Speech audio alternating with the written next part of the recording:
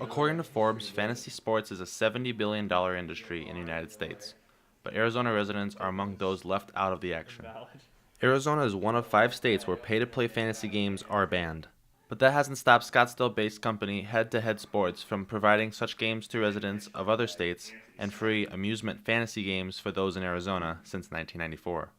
Unlike companies such as FanDuel and DraftKings, which offers daily fantasy games, Head to Head Sports offers only season-long fantasy contests.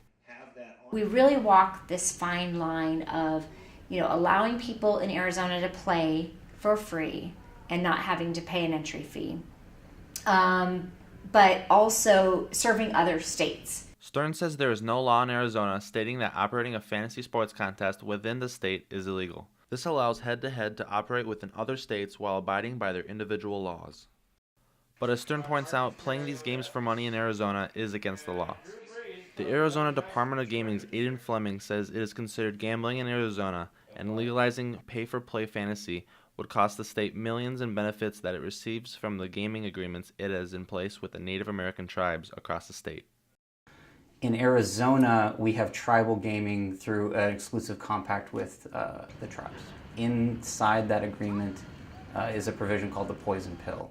The poison pill, pretty much, if we allowed a different form of what we call Class 3 gaming in this state, which would be like fantasy sports, that is not included in the compact, then they could enact the poison pill provision, which would really sever a lot of the regulation that we have with tribal gaming, and would also ding the state of Arizona to the tune of about $80 to $100 million a year.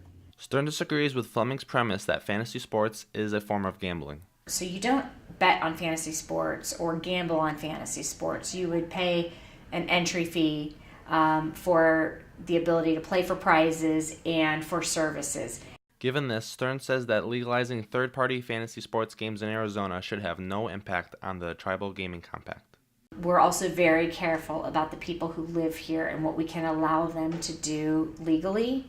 But that doesn't mean that we're not going to have a voice as a company about what we think is right for the citizens here in Arizona, what we think they should be allowed to do, why we don't think we infringe upon the compact, and what are ways that we think we can work with the tribes to allow 850,000 to 1 million Arizonans to be able to play fantasy sports.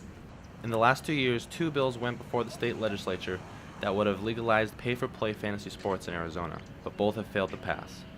In Phoenix, Russ Oviatt, Cronkite News.